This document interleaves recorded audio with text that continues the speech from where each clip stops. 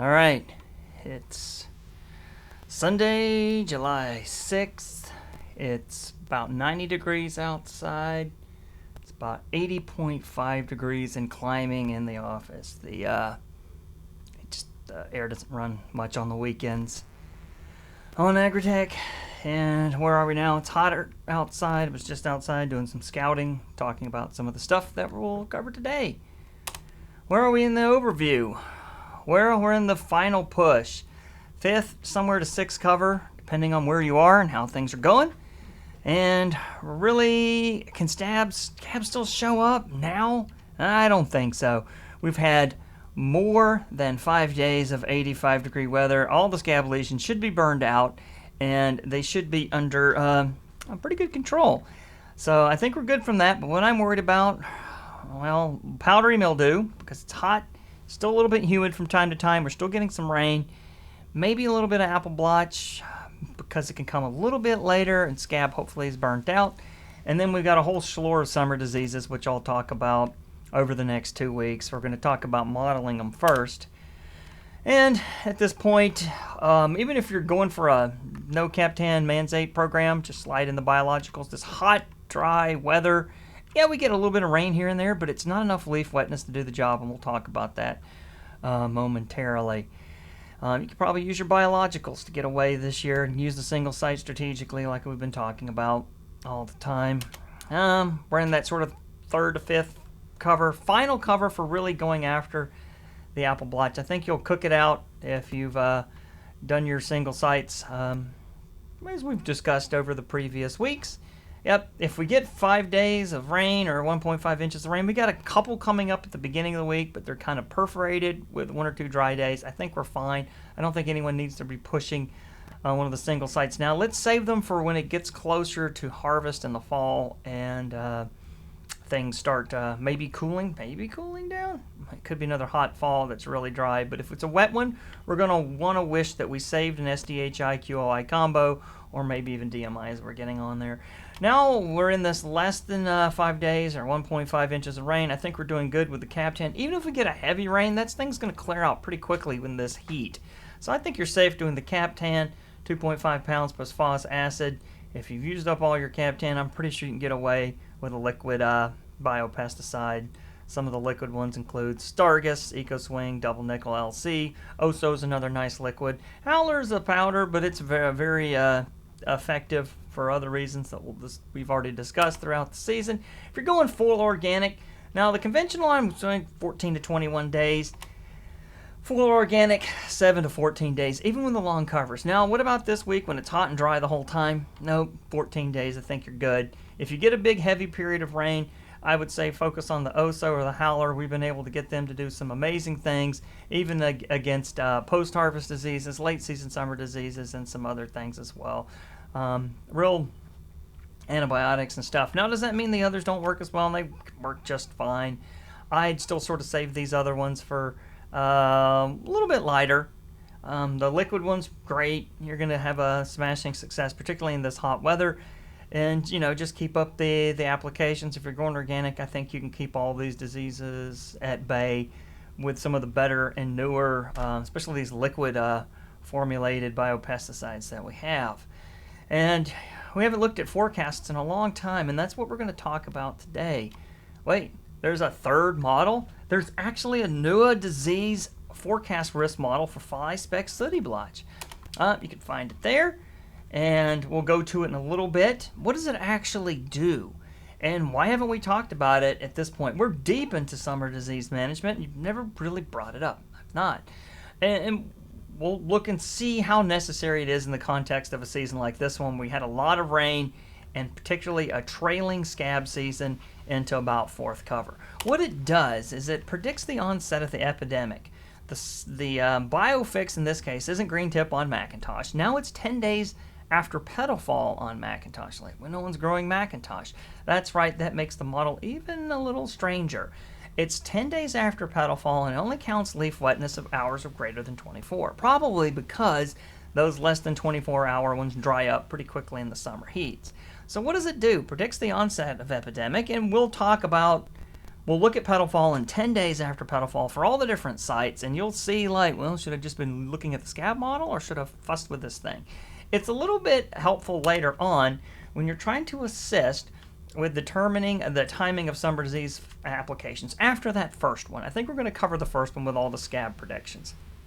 So there's two components. One, predicting the onset of Fly Speck Sooty Blotch, and second, telling you when to return with your summer applications. And it's all kind of based on, the second part's based on Cap-10 residue depletion. And a lot of those studies were done a lot longer ago. We have better Cap-10s now, newer Cap-10s now, new formulations, and a whole bunch of other different things. So at this point, do we want to base our stuff based on depletion, or do we want to base it based on leaf wetness? And then we'll talk a little bit about how this thing works. And then, of course, now that we have leaf wetness algorithms, they can help improve the risk tracking, and you don't have a wetness sensor. You might ask, what is Fly Speck Sooty Blotch? I've never seen that before. You probably have. It's not as prevalent as it used to be. We have other troublemakers now, but let's talk about it. We'll talk about it next week, and I'll introduce all the different summer fruit rots as well. FlySpeck, Zygophalia jamaicanensis. It is these little tiny shiny black spots that look like little pepper grains or smaller. They're smooth, they're shiny, they're pressed to the surface. You can't remove it. Now, Sooty Blotch looks more like, I guess, if you've ever seen Paracilla, it's little tiny smoky deposits of very fine grains. They're not going to be as thick and big. Some of the fly specks can almost be about 0.5 millimeter or so. These things are so diffuse you can't even necessarily see the individual specks. They just look like someone's sprinkled a little bit of soot. They're going to be in the areas of the apple that's mostly shielded from the sunlight. All these things like water, no shock. But it's a species complex of hundreds of different fungi working together, and they're probably some of the same species that will gum up all the pears when you have Paracilla making their honeydew all over the pear leaf. So it's kind of a smoky looking thing. Blotches, you can rub off the blotches, but usually can get as high as 1 inch. They're kind of harder to rub off. If it's bigger than the 1/4 inch, it's not going to rub off in the packing house. That's for the most part. Where does this stuff come from?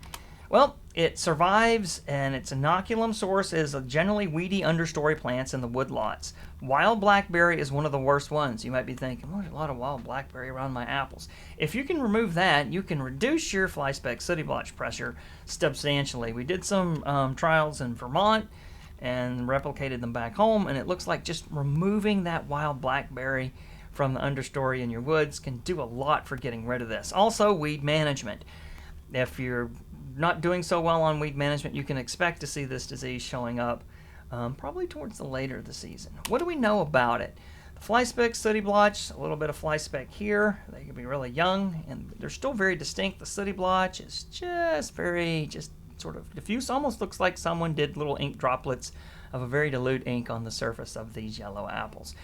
Optimum growth for these things is 65 degrees Fahrenheit. Infection stops at 85. You're like, wait, that's it. We don't have to worry about it this year. Some of these hot summers might be the reason we haven't been seeing it. I've had trouble and struggled to get a lot of Fly Speck Sooty Blotch in my operations here. Do I get apple blotch, Marsanina? Yep, absolutely.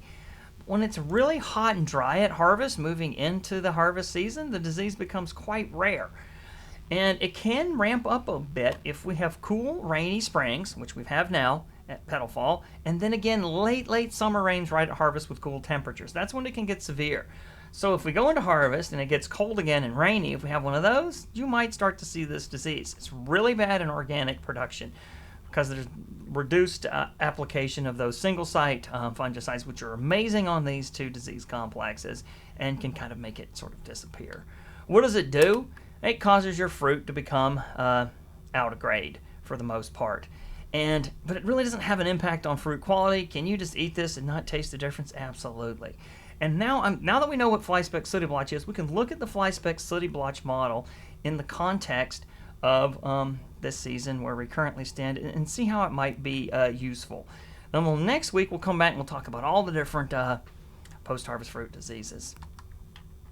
All right, so we're moving this out of the way. We're going to bring this one up and talk about it. Well, the scab's up. Yes, of course. So let's take a look at all the first couple of places. I went through this and I used we're going to try to make this a little bit bigger, if I can figure out how to do that. There we go. That way everyone can see it. I used the Fire Blight model to get a rough prediction of petal fall date. Since this model, we can see it now. And right here, result Fly Speck Sooty Blotch model, petal fall, put the petal date for Macintosh, no one's planning it. I used the Fire Blight model to pick a potential date and sort of an estimated one. Looks like it's about 5/17 is what it's suggesting. Fire Blight suggested in the real world that it was probably around 5/28. So we'll use the 5/28. So I'll put a petal fall date in for the Niagara region of 5/28. And remember, the thing starts 10 days after petal fall and most recent fungicide. If you just look at the petal fall date, it's basically telling you accumulated leaf wetness hours. It needs to hit about 200 before that original threshold. And then after that point, it's all going to be about inches of rain and depletion. So around May 28th, looking around, we'll go forward about a week, about 10 days, pop over there to June 7th. And what it's telling me for the Niagara region is like, caution, you might need to do something. However, at this point in time, we were probably still freaking out about our good old-fashioned apple scab. Here in the apple scab model, which is what I did use to sort of warn you about disease threats, is looking at about 30 to 40, 50 hours of leaf wetness. In this instance, it made a lot more sense to I don't think I'm going to use that first part of the Fly Speck Sooty Blotch model because apple scab is a heck of a lot more dangerous. And if I manage the apple scab at this time, I got it. What did the Fly Speck Sooty Blotch say? Think about it. Not good in terms of, I don't like think about it. But I do like looking at all that leaf wetness hours and sort of terrifying predictions. Still, the rain amounts isn't high. A lot of leaf wetness. Which is kind of why I didn't do it. Let's move a little bit ahead and see how things look for Williamson. I'm going back to the thing. I'm going to hit Williamson up. Let's hope it opens pretty quickly. And then Williamson I had is about the 24th, so I'm going to move this thing back, put that petal fall date. I'm going to set it on the 24th, going to go down and about the 3rd. Tells me a little bit, be cautious about it. Still recommended petal fall of 15, but I know some people still had predictions going on pretty late. Now, if we look over at the scab, yep, accumulated leaf wetness hours pretty decent, a little bit of rain. But I think in the scab model, we're going to see how bad Williamson looked around that 3rd or 4th. And looking pretty scary for the week. Yes, there's a little bit of dip, but we got 2 scab predictions combined coming up for the week with a slight break in it and an inch of rain. I mean, cautions you, but this is a lot scarier, and scab's a little bit worse. Let's see how it goes if we go to the Finger Lakes area. Head back to Fly Speck Sooty Blotch. I'm going to type in Interlaken. And we're going to see how that looks. Survey says Interlaken's a little bit earlier. We're going to go back. It's petal fall. It's right around Geneva's time, about 14th. Going to move ahead 10 days-ish. We'll give it a solid 10 days. It's telling me, by May 27th, it'll be, you should think about potentially spraying. So I go ahead and I click this one, and I go back to Interlaken, and I look ahead at, what was that date again? Interlaken 14. Pop that thing over here, 14, down over, about 24. No scab events, but what we're looking at is the accumulated potential of, in this case it was cold, so that's why it was almost too cold for scab, but a lot of leaf wetness hours, and I may have cautioned you to probably put something out. The level of detail in terms of managing all of these fungi diseases, and they're all in the same family group, it tells me maybe be cautious, but nothing we need to worry about because it's too cold for scab. However, sitting around and looking at about 50 hours of leaf wetness causes panic even in me, and I want to get a lot of disease. So I'm not sure at the beginning this is the best tool to use. Let's take a look and see how it does in Jay-Z. Jay-Z I know is a little more dry in terms of how it was doing. It's up there at the top. Petal fall date was a little bit later. We're going to set it at the 27, and then I'm going to go ahead and move my model ahead about 10 days. I'll give it about that much. Now it's saying like, oh goodness, things are getting serious. And so in this particular instance, it was actually warning you to make an application. Oh gosh, you better think about it if you were moved ahead on June 6th and we're looking ahead. However, if we come back and look at June 6th for Cheesy here, what is it going to say? might be right on point. We're going to find out. It's enough on point that I would actually be scared it's predicting trouble there, but your real trouble's coming up on the 9th and 10th. And so one of the main things I've been like, I kind of want to focus on the scab because I feel like scab's a little bit more dangerous. The other disease is going to get burned out. It's getting burnt out now. Scab's getting burnt out now. But back there on June 9th, there was a little bit of concern. A lot of leaf wetness. It was an 80-degree day and plenty of hot days to cause an infection. And then we see that there in Chazy. Now, if we go to Voorheesville, how does those things look? As we can see, Voorheesville is an absolute nightmare of apple scab. Now let's go back and take a look at what its predicted thing. Voorheesville is predicted to be about on the 14th, much more in alignment with Geneva. We're going to go to Voorheesville. We're going to put it in. And if you thought like, oh, it's summer, I'm going to skip scab. What do I need to see? We're going to go back, put this thing on the 14th. Then I'm going to walk 10 days ahead. It's just cautioning us. However, the new scab model is screaming that all the apples in Voorheesville and the Capital District are going to be blasted with 60 hours of leaf wetness. So if you're looking at one or the other, I'm still going to sort of stick to the newest scab model. It's not for summer disease, but my goodness, if we're spraying for this, it's cleaning them up as well. The materials that work on apple scab will also work on this. Let's see how we're doing in Campbell Hall. We'll start with scab, see what the situation looked like that.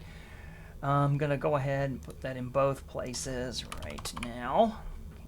Crest, and then Campbell Hall is a little bit earlier. It says 5-6 for some paddle fall.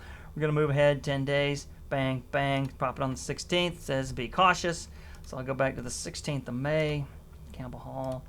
Not too bad. It's telling me around that time we do have a nice little break, and this doesn't line up too badly. It's cautioning us about that first spray. But most likely we put that on May 14th. Out of complete fear and the 40 hours of leaf wetness, roughly 42 hours of leaf wetness of apple scab that you were in the middle of. So, all the more reason I don't know if I would stick to the Fly Speck Sooty Blotch model at this point, mainly because this late season tail end scab stuff is a little dangerous. It's not even, it says it's over, but I'd be pretty scared with all that leaf wetness. Not to mention the other diseases can start latent infections now as well. So, and then finally, let's take a look at Riverhead. I'll start over here on the Fly Speck Sooty Blotch model right there. We'll just pop in the old Riverhead. Riverhead, bam. What's its petal fall? Around the 9th. This is actually a little bit later. Move ahead about 10 days into that area. It's giving us a little more caution. It's probably because that big rain amount coming up on the 22nd. Now let's move ahead to the 19th of May here for Riverhead and see how they look. 19th of May. Oh, it's absolutely terrifying. There's the 1.61 inches of water coming up. A lot more on the scab. In this particular instance, the danger of the scab causes me to not want to mess around too much with that early season Fly Speck Sooty Blotch model. And I think it's just because the scab season keeps getting more and more extended due to strange periods of extended cold weather that's going to really come on and be hot like it is today. And so that's a little bit about how the two models work. I don't necessarily recommend doing this one. Would I look at it now? Let's see. What does it look like now? It's not June 19th.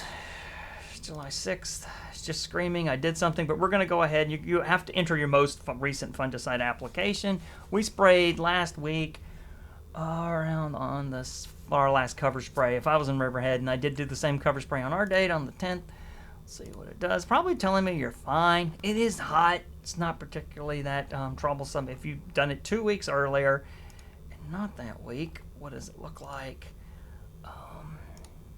In this case, you probably are fine to keep it up now. It's giving you a good bit of information about the last rain amount.